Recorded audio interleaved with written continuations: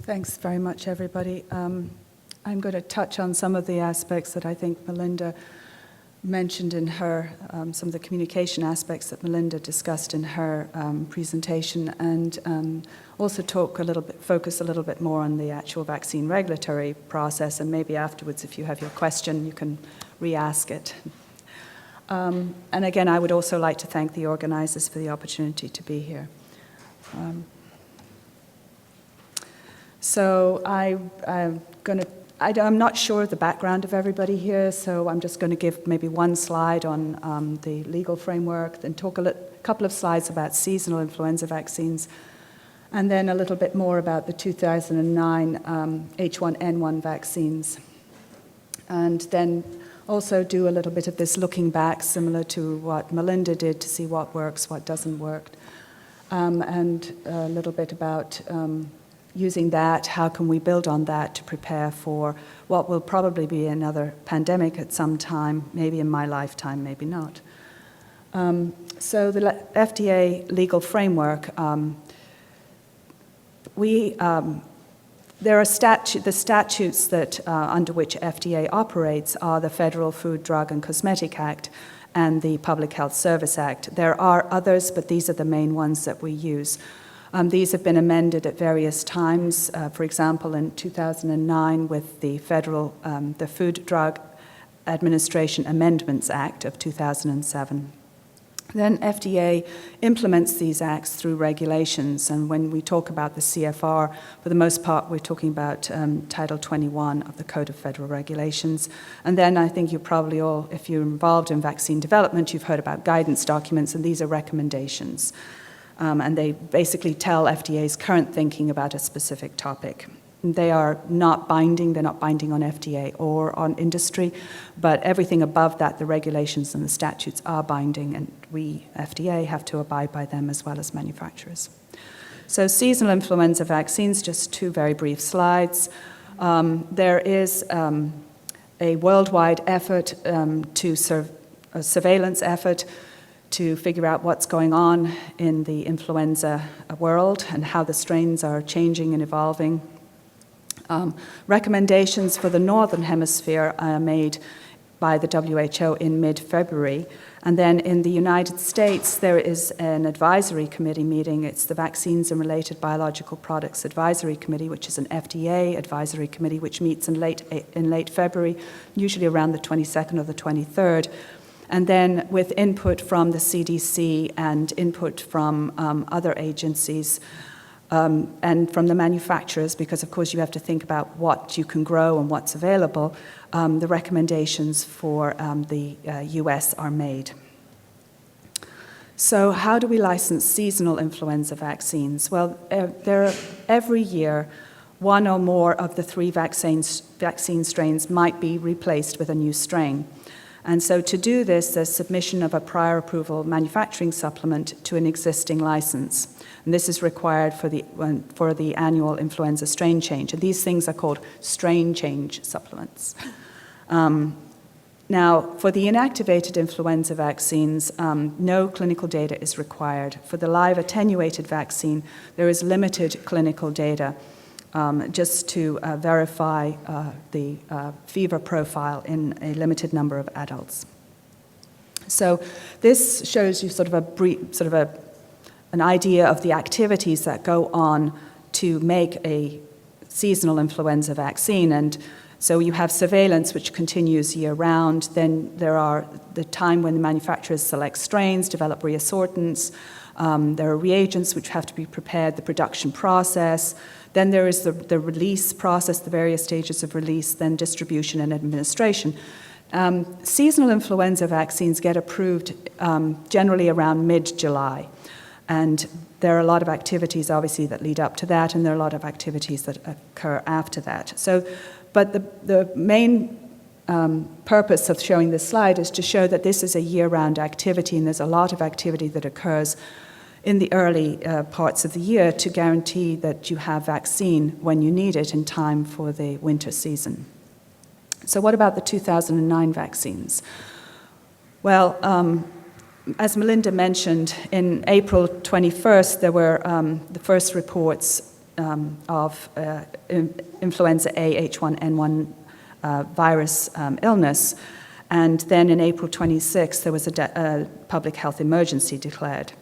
Obviously, then there came the pandemic declaration, and there had been a lot of activity up through that point, and in July of 2009, we held an advisory committee meeting to discuss the approach to licensure for H1N1 2009 vaccines. And I think this is, building on what Melinda said, this was an opportunity to illustrate to the public some transparency of how we were going to make these decisions and get input from experts in the area.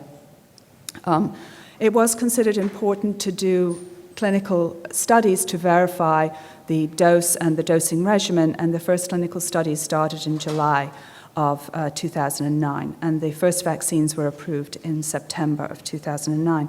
But to go into a little more detail on this, I just want to superimpose that April, that little triangular thing, is supposed to be April 21 when CDC reported those first cases, and you can see that this comes right in the middle of the major production activities for the manufacturers, and each of the manufacturers really said they were interested, they were able to gear up and also make the monovalent vaccine. But this requires obviously a lot of parallel effort to, in addition to what they're doing already for the three seasonal strains. So the licensure approach. Now, just to give a little bit of background for those who are maybe less familiar with how we license vaccines in the US, but vaccines are licensed in a biologics license application, and we have a traditional approval which is based on data demonstrating that the product meets prescribed requirements for safety, purity, and potency. There's also an option for accelerated approval, which is on the basis of adequate and well-controlled clinical studies, establishing that the product has an effect on a surrogate endpoint which is reasonably likely to predict clinical benefit. Now, if you can't license something through a license application, there is an opportunity for an emergency use authorization. And this is a provision under Project BioShield, which was, I believe, authorized in 2004. And this is what they call the EUA, which is the use of an unapproved product or the unapproved use of an approved product. And to do this, the totality of the scientific evidence available must make it reasonable to believe that the product may be effective. So you see the standard of evidence there is lower. The standard is may be effective. And then if you can't meet that standard, there's an option for an investigational new drug use. And this is an unapproved product with limited safety and efficacy data. So the influenza A 2009 vaccines were approved as strain change supplements to the seasonal influenza virus vaccine biologic license applications. This is consistent with the approval of the usual seasonal vaccines, and is also consistent with past regulatory actions. It turns out that in 1986, an influenza A Taiwan H1N1 monovalent vaccine was licensed as a strain change supplement. And in that particular instance, there was no clinical data was required. So for these strain change supplements, they were done by licensed manufacturers who use the same egg-based manufacturing process as they use for their seasonal vaccines. The vaccines contain the same quantity of antigen as a single strain of seasonal vaccines. So that's 7.5 micrograms for the 0.25 ml dose and 15 for the 0.5 ml dose. They were licensed for use in the same population as the licensed seasonal vaccine, and we had the same clinical data requirements as for seasonal. In other words, no clinical data for the inactivated vaccines and the limited data for the live attenuated. Now, in this case, however, clinical data was considered necessary to address public health considerations and to verify the approach, to make sure that we had the dose right and the number of doses was adequate, and to get some safety data to reassure the public. So concurrent clinical trials were undertaken both by manufacturers and NIH to provide this additional information regarding dosing and immunogenicity.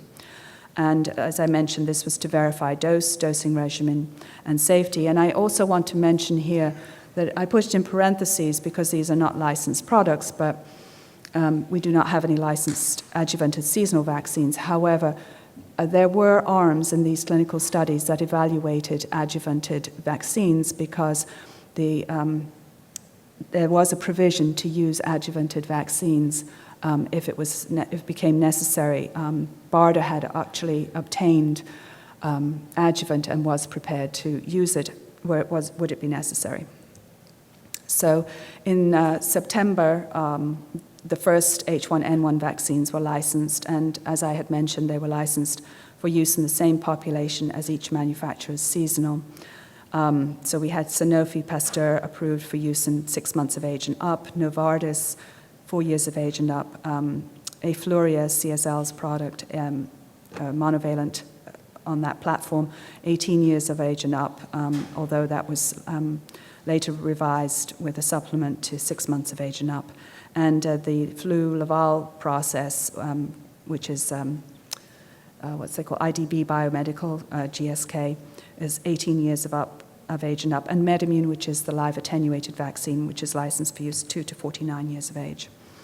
The dose and dosing regimen was shown that 7.5 micrograms of hemagglutinin was adequate for children who between 6 months and 3 years of age, and those greater than or equal to 7 years of age, 15 micrograms of HA. Now, the dosing regimen was unclear. At the time of the advisory committee meeting in July, there were people saying based on the epidemiology, it looks like we're going to need 2 doses in everybody who's a young adult and younger, and it was not clear. There was only one person I remember at that advisory committee meeting who said, we're all primed with H1N1. I expect that 1 dose will be adequate in everybody 9 years of age and up. And indeed, there was serosurvey data, which was generated by CDC and FDA, which showed that children 6 months through 9 years were largely serologically naive to the virus.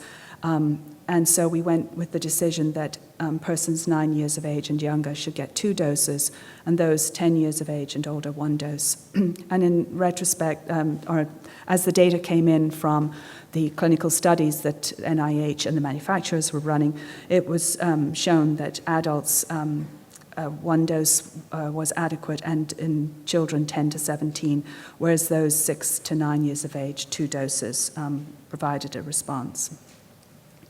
Now, CDC had priority groups for vaccination, and these were, as outlined in this slide, so pregnant women, people who were living with and providing care for infants, emergency personnel and healthcare workers, those 6 months to 24 years, and those 25 to 64 with medical conditions that put them at high risk of influenza-related complications. And as Melinda has said, those it looked like older persons had evidence of having prior immunity. I'm not going to spend any time on this at all because I know that Hector Izureta is going to talk later this afternoon. He's going to provide a lot more detail on the safety assessments. But there was, I had highlighted in this, I was going to just highlight the GBS case finding study, because in 1976 there was a type of influenza vaccine which was causally associated with Guillain-Barré syndrome, and it was thought to be 1 additional case per 100,000 persons vaccinated. And although subsequent vaccines have found, subsequent studies have found small or no increased risk, it was considered an important component of safety assessment. And so CDC published in June of 2010 a preliminary analysis which showed an additional 0.8 cases per million H1N1 vaccinations, which was similar to that has been described for some seasonal influenza vaccines. So looking back on 2009, This is superimposing the pandemic vaccine production activities on top of the seasonal activities, and you can see that for the manufacturers there was an awful lot going on. They had a lot to accomplish in that time, from the point of the midpoint in April all the way through to approval and distribution of the vaccines, and also in an additional line in there that there were clinical studies ongoing. I have to say that from the perspective of the Food and Drug Administration, we worked very hard with BARDA, who were working with the rest of the HHS organizations, and BARDA had put a lot of money into pre-pandemic planning, such that we have, well, right now we have 7 seasonal influenza vaccine manufacturers, so we do have enhanced vaccine capacity. And we have enhanced egg capacity. And there was also a lot of sharing of viruses and reagents between HHS, between the FDA and other regulatory authorities, which I think facilitated getting these products licensed. WHO facilitated communication with the other national regulatory authorities, and there were weekly, if not bi-weekly calls with FDA and other regulatory authorities, and there were also weekly calls with BARDA with all the manufacturers. Normally when I give one of these talks, I have Robin Robinson here, and he's able to speak to these things, so I hope there's somebody here from BARDA who can speak to some of their activities if you're interested. Now, I think Melinda touched on some of the manufacturing issues, but there was a relatively low yield of hemagglutinin compared to seasonal influenza vaccines. Now, sometimes this happens when you're growing these strains, but when you're in such a time crunch, it becomes more difficult to get these things resolved. Plus, you're also working on 3 other strains, so it does add to the complexities. There are also problems making the reference antiserum and making the hemagglutinin. And in that regard, the communication and facilitation from BARDA really helped get this resolved so that the manufacturers could make reference antiserum. There were also, as Melinda mentioned, stability issues with field corrections to modify the expiry date. And I don't know, I'm not an expert in these stability things, but I can't help thinking that having a monovalent vaccine there, which is 7.5 micrograms of antigen, when we have lots of stability data with the trivalent, whether just having that diminished protein content maybe contributed to this stability issues. I don't know, but clearly that's something that we should be thinking about in generating data going forward. So what about the next pandemic? One of the issues that was highlighted is a problem or a time concern was the single radial immunodiffusion potency assay. It has advantages. It's simple, cheap, type and subtype specific, but it does have disadvantages because you have to prepare reagents for it. And there is a lot of interest in alternative methods such as ELISA and HPLC, and indeed a lot of the manufacturers use some of these alternative methods to get vaccine ready for their clinical studies because we didn't have the SRID there at that time. So clearly vaccines will be an integral part of preparation for the next pandemic. We have, as I mentioned earlier, a number of seasonal influenza vaccine manufacturers. They all make unadjuvanted vaccines. Licensure approach for a new subtype. We already know that we've already licensed an H5N1 vaccine. It's in the stockpile, and that was licensed as a new license application. And we licensed the strain change for H1N1 as a supplement to the seasonal license application. We currently in the US have no adjuvanted seasonal influenza vaccines. That is not to say that FDA, as I mentioned earlier, would not have been prepared, that the HHS would not have been prepared to use adjuvanted vaccines because, as I say, BARDA had bought adjuvant and was prepared to use it. It would most likely have been used under emergency use authorization. And I should also mention that emergency use authorization was used by FDA to license the diagnostics, for example, that Melinda mentioned earlier. They were licensed, I think the first one was licensed in April 27th of 2009.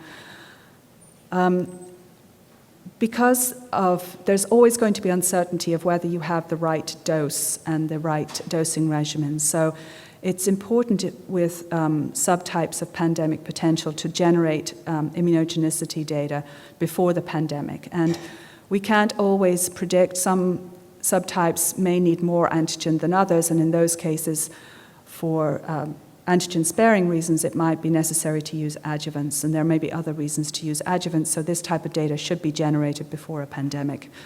However, it's also I think, to reassure that you've picked the right dose and to generate some safety data to reassure the public and to provide data for use, I think it's going to be important to develop clinical data with the actual strain at the time of use. And so you're going to need a concept protocol for at least generating these data. And of course, post-marketing safety surveillance will be a critical component of any pandemic planning, and hopefully Hector will talk about that a little later today. We do have to explore options to make vaccine available sooner. There are alternative manufacturing technologies and platforms. And also to address this, a correlative protection would be a great advantage. I think we have to acknowledge that there will be manufacturing challenges. And I think that the people who can really best address these manufacturing challenges are experienced manufacturers. They have the knowledge and the capacity to address these. And every year there are issues, and every year nobody hears about them because they just deal with them. But there will potentially be yield issues, and there will potentially be issues in developing test reagents. And I think I've already touched on it before, but we do need to develop stability data with monovalence. Melinda went into quite a bit of detail on the communications aspect of it, and I can't reiterate that enough, but we do need to do a good job of communicating the severity of the pandemic and the uncertainty of these predictions, because certainly at the beginning of the pandemic, I certainly had heard that I would be dead by September, but clearly when that doesn't happen, people are thinking, well, what are you talking about? So you have to communicate these issues well and not panic people, but at the same time try and be realistic. And people have to understand that we don't have all the answers, and that what we're doing is we're giving you the best information we have based on what we know. And I think we can build on those surveillance systems that were developed and used in the H1N1 pandemic. And another aspect that I think we should also, going back to that again, perhaps communicating the severity of the pandemic and the uncertainty of predictions, is certainly with regard to the people who are recommended for vaccination. I have to say that with persons over 65 not being on the front line of receiving the vaccine, that's a little unusual and for general recommendations. And I certainly know that my mother was saying they don't care about us old people. So I think we need to put all of that into perspective. And when we're trying to communicate these things and reassure people that it isn't that nobody cares about them, it's that we believe that they truly are protected and that there are other higher risk groups who should get priority. I think that influenza pandemics will continue to challenge public health officials globally to make critical decisions about vaccine approval, use, and distribution. And regulatory authorities have to be prepared to respond with pathways to expedite the availability of vaccines. And that novel vaccine approaches such as adjuvants and delivery systems must be considered if and when needed. And that concludes my presentation.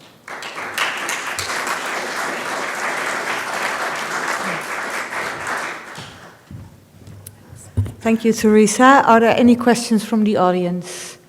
Meanwhile, I would like to ask a question that relates to the emergency use authorization. Could you give us some insights in what the process is? Do you need to formally apply for that? Because as you know, our company has a product with a BLA that has been under review for a number of years, and yet it was clear that adjuvants were going to be used if that was needed, but it was very unclear, I think, when novel vaccine approaches would have been considered by the agency. Mm-hmm. I think it's fair to say that if the clinical data had shown that a 15 microgram dose was not adequate and that maybe let's say we needed 60 micrograms, that we would have had to consider an emergency use authorization for a product with an adjuvant. And then we would have used the data that would have been generated in those clinical studies to see how little antigen you needed with the adjuvant. In terms of applying for an emergency use authorization, I don't know how they did it at the Center for Devices. I do know where they actually did use emergency use authorization, because that's not obviously the center that I work in, but I do know that we had pre-EUAs, which were our documents that basically are an emergency use authorization, so they were ready to go in the event that we needed to do emergency use authorization. Now, BARDA was very involved with this, and they were working intensely with FDA to get these organized. Okay. And I should also mention that CBER had emergency use authorization for some of the drugs for use for H1N1. And any particular reason why novel vaccine approaches weren't considered? You mean for EUA? Yeah. Well, for EUA, you need data. So it depends. There has to be evidence that the product may be effective. There is a lot of data on adjuvanted influenza vaccines in various shapes and forms. With regard to other vaccine approaches, other novel approaches, it depends how much data is available on those novel approaches. Any other questions from the audience? Thank you, Theresa. So I have a curiosity related to the last question. Why there is no need for clinical data for conventional influenza season vaccine, while there is a need for some clinical data for live attenuated? With regard to the live attenuated, it's to verify that the strain doesn't cause fever in a limited number of persons. That's what it is for. There is a lot of data with seasonal influenza vaccines. We've been making trivalent seasonal influenza vaccines since 1978. So there is a lot of data available on that. With regard to going forward, would you always need this limited clinical data with the attenuated? I don't know.